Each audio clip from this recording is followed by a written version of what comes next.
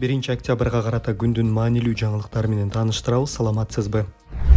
Адам укуктары боюнча эл аралык өнөктөштүк укук коргоо уюму Кыргызстанда сөз эркиндиги кыйла начарлаганын билдирди. Уюмдун анализинде ЖМК сайттарынын бөгөттөлүшүнөн, журналисттердин камакка алынышынан жана үйлөрүнүн тинтүүгө алынышынан улам Кыргызстандагы медиа климат начарлаганы жазылган. Мындан тышкары Бишкектин борбордук бөлүгүндө нааразылык акцияларын өткөрүүгө дали тыюу бар экени жана бул адам укуктарын бузуу экени белгиленген. Укук коргоочуларды ошондой эле чет элдик тыңчылар жөнүндө мыйзамдын кабыл алынышы да тынчсыздандырган. Алар бул мыйзам мамлекет тарабынан бейөкмөт уюмдарга карата тажатма жана жаманатты кылуучу көзөмөл орнотуу деп эсептешет. Мыйзамдарды сактоо олуттуу кесепеттерге, анын ичинде бейөкмөт уюмдун ишинин токтошуна же жоюлушуна алып келиши мүмкүн.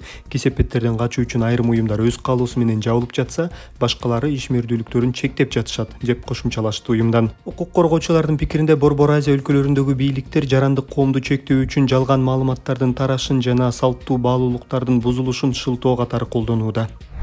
Энергетика министри Таалайбек Ибраев кышында электр энергиясын колдонууга чектөө киргизилбей турганын, бирок жөнгө салуу иштери болгондо жарым же 1 саатка өчүрүлүшү мүмкүн деп билдирди. Трансформаторлордун кубаттуулугу чектелүү, ашыкча колдонулса өрттөнүп кетет. Ошондуктан колдонуу 90%га чейин жеткенде өчүрүлүп башка фидерлерге которулуп жөнгө салуу иштери болот. Электр энергиясы ошол учурда жарым же 1 саатка өчүшү мүмкүн деди ал. Ибраев быйыл токтогул суу сактагычына суу былтыркыга караганда көп топтолгонун айтып, бир айда дагы 200 миллион куб метр суу топтоп алуу пландалганын белгиледи. Мындан сырткары ал казынадан акча бөлүнүп, Бишкек жылуулук электр борборунда капиталдык ремонт жүрүп жатканын кошумчалады. Былтыр электр энергиясынын тартыштыгынан улам энергетика тармагында өзгөчө кырдаал режими киргизилген, ал 2026 жылдын аягына чейин уланары айтылган.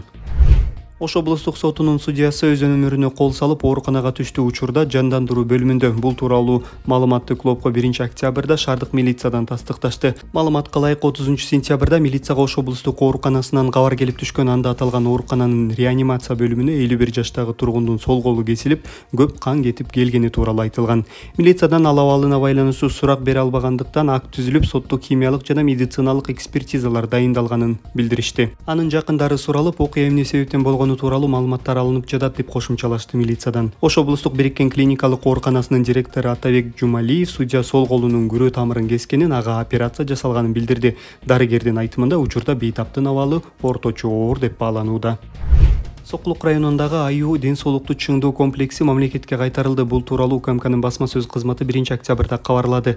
Аталган жер мурда АЮ холдингине тиешелүү болгону айтылат. Базар баасы 267 миллион 639 миң сомго бааланган жердин жалпы аянты 2223 чарчы метрди түзөт. Комплекстин ордунда мурда бассейн болгон, ал кийинчерээк 2010 жылы ден соолукту чыңдоо борбору катары реконструкцияланган дешти атайын кызматтан.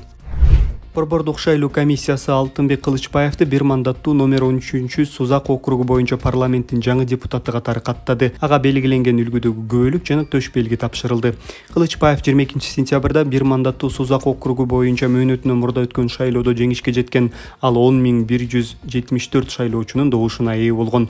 Буга чейин Сузак округунан Тазабек Икрамов депутат болуп шайланып келген, бирок 19-июлда ал өз каалоосу менен мандатын тапшырып берип, бул анын жеке чечими экенин белгилеген.